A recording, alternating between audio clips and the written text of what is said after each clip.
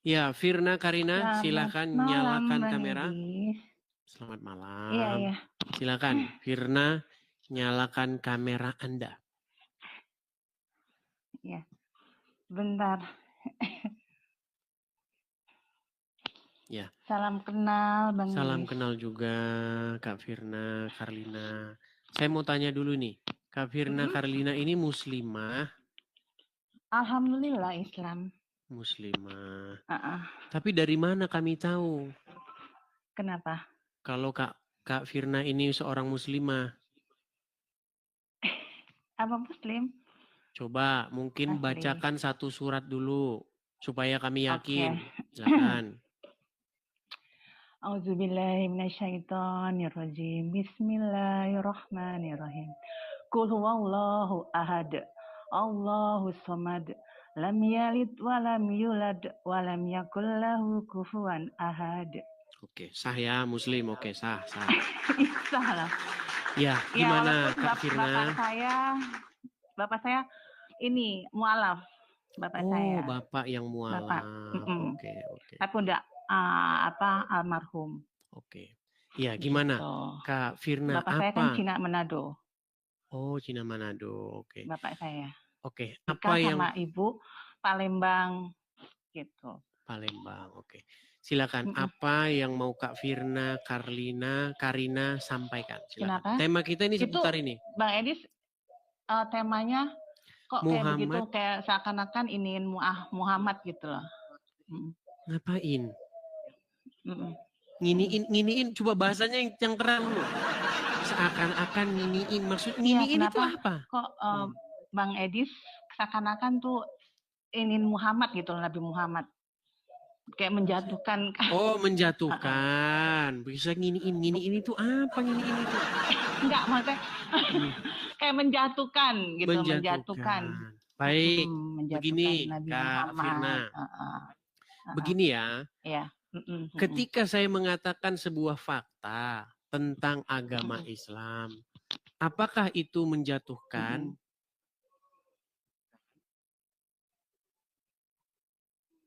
Ada sih sebagian emang di Islam itu yang apa sih yang saya nggak sependapat jujur tentang wanita yang poligami itu tuh yang seperti itu yang nggak setuju di dalam Islam.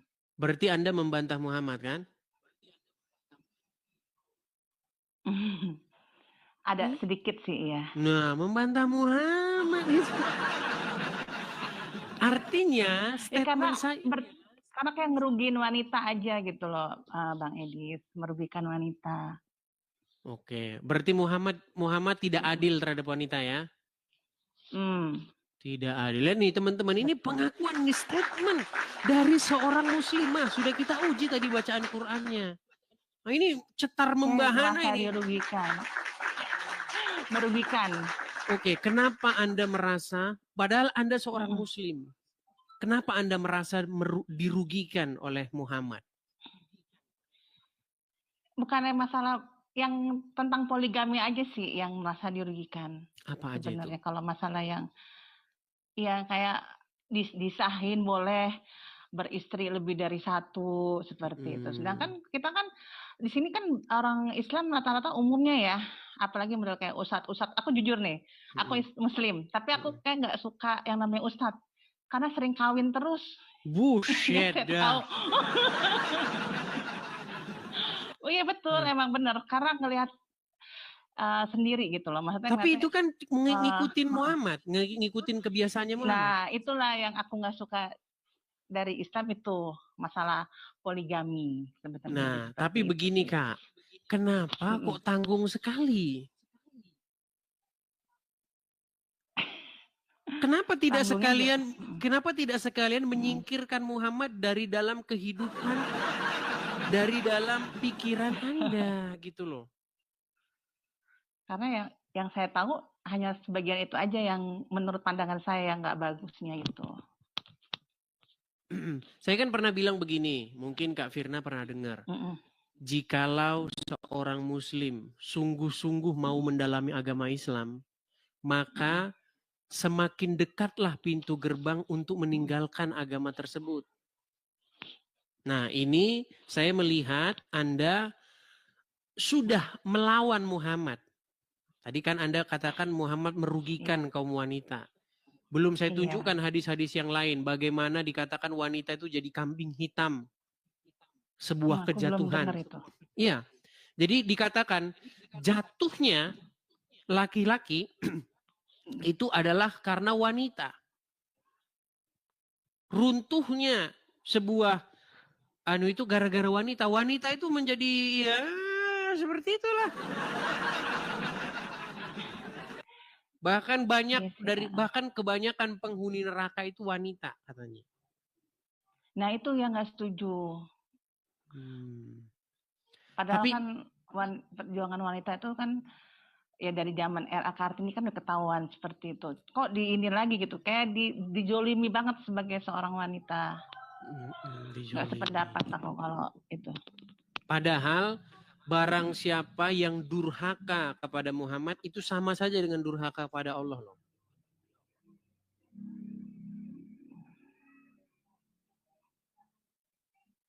Gimana? Bagaimana mungkin Anda bisa durhaka kepada Muhammad tetapi di detik yang sama Anda masih Islam? Nah ini kan, ini berat ini. Artinya tidak mungkin Anda menjadi seorang Islam di detik yang sama Anda melawan Muhammad. Mustahil itu. Karena barang siapa yang durhaka kepada dia sama saja dengan durhaka kepada Allah. Ya tapi kan itu dia kalau aku ngeliat sisi jeleknya dari yang itu ya tentang poligami itu sendiri. Sama jujur ya aku bukan ini bapak aku kan nikah itu kan karena ini kan beda agama itu kan nggak boleh kan kalau Islam, jadi dia masuk Islam. Tapi yang aku sedihin itu dari akhir hayatnya dia kayak jadi nggak punya agama gitu loh. Sedihnya seperti itu karena dia walaupun masuk Islam juga nggak menjalankan. Sedihnya aku seperti itu. Maksudnya Islamnya, sholatnya, ngajinya gitu loh. Itu yang sedih. Gitu. Jadi sedihnya seperti itu. Jadi kalaupun seorang atau siapapun nih misalnya di sini yang mau masuk Islam atau masuk Kristen kalau bukan dari hati tapi hanya karena pasangan tuh lebih baik nggak usah gitu loh. Kasian nanti jadi kayak nggak punya agama karena ngalamin sendiri aku sampai sedih ingat bapakku sendiri sedih banget itu. Kayak nggak. Oke. Tapi gitu. Apa pesan Anda nih kepada kaum wanita-wanita yang mungkin banyak pemikiran sama pemikirannya dengan Anda, berontak di dalam hatinya tentang ajaran Muhammad ini? Apa ya? Ya kalau jangan mau aja lah di poligami itu nggak bakalan walaupun bilang seadil-adilnya gitu loh, tapi tetap nggak bakal bisa adil. Apalagi perempuan kan lebih sensitif perasaannya kan, gitu. Jadi diri sendiri aja gitu. Berarti ini Anda ingin ada gebrakan-gebrakan ya supaya ini wanita-wanita sudah banyak mulai bersuara. Coba ya. Nggak adil. Coba kita kasih naik dulu Hamdan Sukron ini. Ini Muslim. Nampak-nampaknya dia merasa gimana ini ada seorang muslimah ini seperti ini. Coba silakan Hamdan. Hamdan Sukron. Ya, siap. Ya, silakan Bang Hamdan, nyalakan kamera Anda. Assalamualaikum Bang Hamdan. Waalaikumsalam. Ya, Bang Hamdan, ini Vina, dia seorang muslimah. Tetapi dia menentang ajaran Muhammad. Tentang poligami. Tentang poligami dia menentang. Menurut dia karena itu nggak mungkin ada yang bisa adil. Karena itu ngerugin wanita banget itu. Merugikan. Okay. Baik, izin Bang Edis. Silakan Hamdan. Memang terkait dengan ayat seseorang memiliki istri mencapai 4, itu kan jelas ayatnya. Fankihu ma toba lakum minan nisa'i masna wa thulatha wa ruba. Fa in khiftum. Bahasa Indonesianya aja, fa'dilu Bang, biar nggak makin Ya, lama. nanti saya terjemahkan. Nanti saya terjemahkan, Bang Edis. Silakan. Ya. Jadi maka nikahilah olehmu perempuan yang engkau sukai 2, 3, 4. Ya, itu pun ada syarat jika engkau mampu berlaku adil. Tapi kalau tidak sanggup berlaku adil, maka fawahidah, cukup 1. Nah, adapun fenomena terjadi di tengah-tengah lapangan, itu juga saya kurang setuju terkait dengan ternyata dia tidak setuju juga. Iya, terkait dengan ada seorang ustadz atau kiai atau siapapun itu, dia menikah dengan istri yang 2, 3, sampai 4, tapi meninggalkan istri pertama, apalagi menzolimi istri pertama. Kan begitu. Nah, kalau dia sanggup berlaku adil, itu top. Tidak sedikit kiai-kiai yang sanggup berlaku adil. Tidak sedikit ustadz-ustadz pun yang sanggup berlaku adil. Kan begitu. Enggak. Silakan Kak Vina. Iya, gimana? Iya, aku nggak sendiri. Nggak seperti yang Pak Ustadz bilang kan, kalau Ustadz banyak yang adil. Saya nggak sendiri di sini, banyak juga yang nggak adil, malah banyak yang cerai itu. Istrinya 3, yang 1 kayak masa nggak adil lah gitu loh. Nggak adil dalam soal berarti apa? Kan nggak sesuai materi. Materi. Jadi kayak pilih kasih. Jadi bagaimana konsep pilih kasih itu menurut yang dipahami oleh Mbak Wi? Masalah pendidikan deh. Baik, tapi saya menengahi dulu ya gini. Sendiri. Sebegini Kak Firna, ini Hamdan ini dia ini maksa. Di satu sisi dia bilang, oh harus adil, tapi maksa. Coba lihat nih, perhatikan. Emang jujur aku nggak gitu suka. Oke, coba perhatikan ya. Perhatikan. Nggak suka nama itu sesuatu yang disyariatkan atau dibolehkan. Bu, catat kalimatnya Bu. Hukumnya boleh. Please catat. Tambah lagi catatannya Bu. Tidak boleh syariat ini ditolak dan ditentang. Ibu tolak berarti tolak syariat namanya Bu. Sama seperti kita tahu ada kewajiban sholat nggih. Ibu sholat, tapi ibu bilang, enggak, sholat itu enggak wajib. Enggak benar nih sholat. Itu sama saja ibu menentang syariat Bu. Masalah ibu enggak mau itu urusan lain. Contoh misalnya sholat duha. Suatu yang disyariatkan enggak sholat duha Bu. Iya, nolak enggak boleh. Tapi kalau ibu enggak lakukan sholat duha, dosa enggak? Enggak. Katakan ini kezoliman enggak boleh. Syariat tetap syariat Bu. Kita bahas sisi syariat ya. Bukan lagi bahas person Bu. Saya dekatkan dengan pemahaman kayak gini Bu. Poligami itu nggak boleh ditentang. Jadi misalnya kalau misalnya Bang Hamdan mau nambah istri nggak boleh menolak. Baik, gini Silakan. Bang Edis, ya saya ketika hendak nambah istri itu untuk sekarang saya belum sanggup berlaku adil. Bukan masalah tidak sanggupnya, gini loh. Artinya kalau Anda ingin menambah istri yang lama boleh menolak tidak? Sebetulnya secara perspektif fikih itu harus izin dulu. Izin dulu kepada istri. Kalau seumpamanya istri menolak, kemudian ada elat. Banyak yang sembunyi-sembunyi. Lah iya disebut nikah siri itu. Nah itu dia kan berarti kan sembunyi-sembunyi katanya. Nah cuman sembunyi-sembunyi itu dulu, begini gitu. Mbak Pirna, sembunyi-sembunyi itu kalau andai kata dia khawatir terjadinya perzinahan, kemudian hawa nafsu sudah tidak bisa ditahan lagi, ya tidak jadi masalah dia menikah siri. Kita kan dengarkan begitu dari Ustadz kita ya, kita dengarkan. Poligami diam-diam. Apa hukumnya hukumnya dalam Islam dan bagaimana pandangan Islam. Dua saya jelaskan. Pertama pandangan negara, yang kedua pandangan agama. Menurut pandangan agama Islam, sah nikah kalau cukup rukun dan syarat. Ada mahar, ada ijab, ada qabul, ada wali, ada dua orang saksi. Aku nikahkan engkau dengan anakku dengan mahar seperangkat alat sholat dan sebentuk cincin emas tunai. Sah.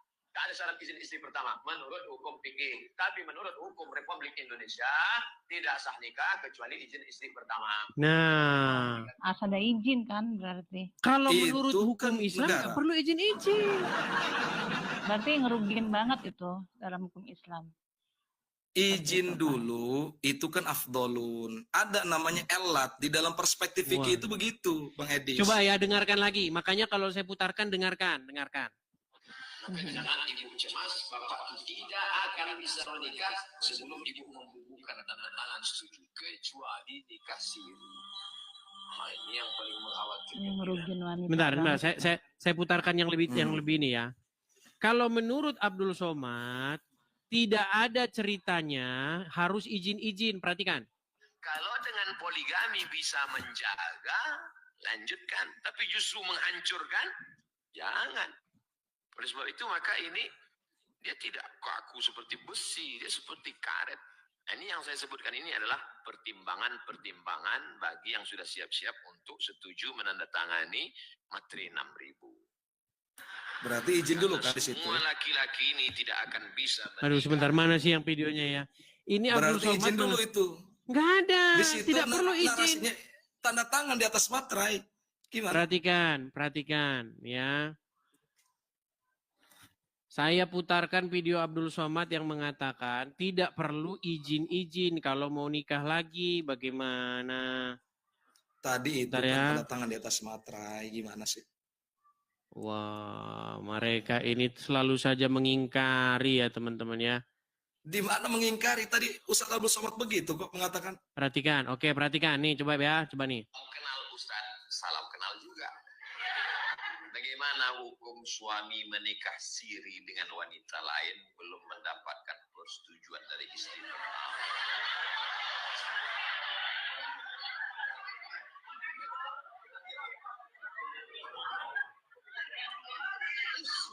Coba dengarkan nih ya.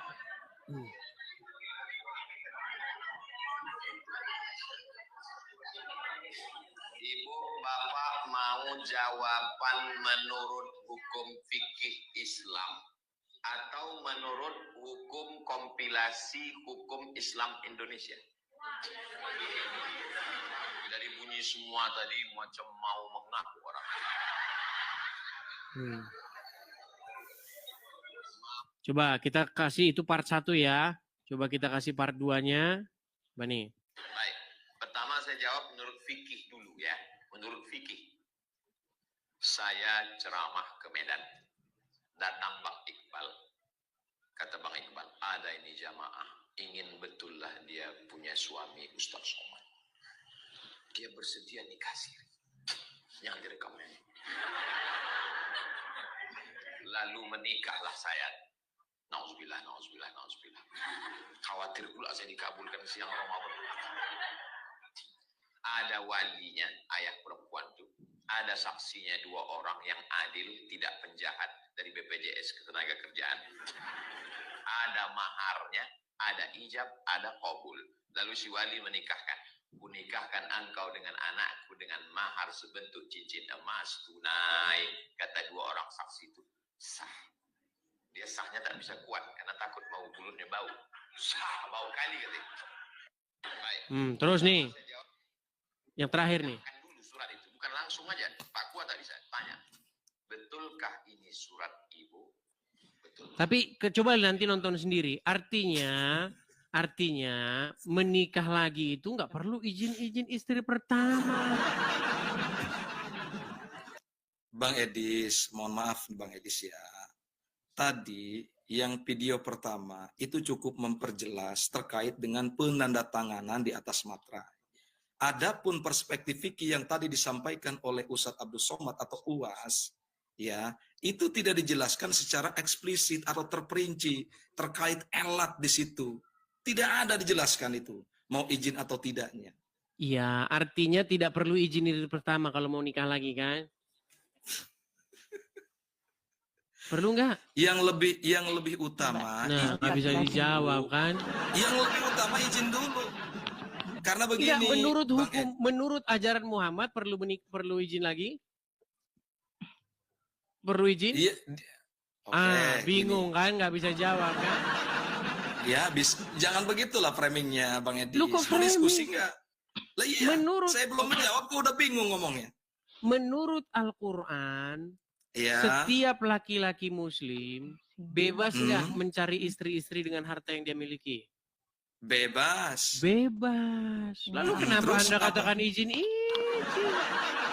Lah, dalam perspektif fikih yang lebih utama, afdolun namanya, izin dulu. Adapun kalau izin sudah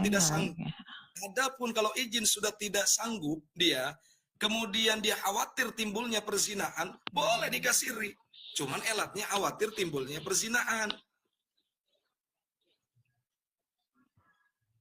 Coba silakan. Tadi Firna mau bicara. Ya, silakan. Kayaknya dia delay nih teman-teman. Iya. Kayaknya saya harus pakai masker ini, Bang Edis. Oke, Kak Firna saya turunkan dulu ya. Nampaknya Anda delay. Coba nanti Anda naik lagi ya. Dia delay. Kita ngomong dia nggak dengar teman-teman.